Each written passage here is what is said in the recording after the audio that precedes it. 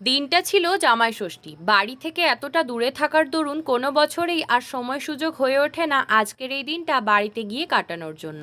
মায়ের মনটাও যথেষ্ট খারাপ থাকে, যেহেতু পাড়ায় সবাই আসে কিন্তু আমি আসতে পারি না। প্রত্যেক বছরের ন্যায় এবছরও যথারীতি মা সেই উপোস করে আছে। সকালবেলা মাকে ফোন করে মায়ের সাথে কথা হয়ে গেছে।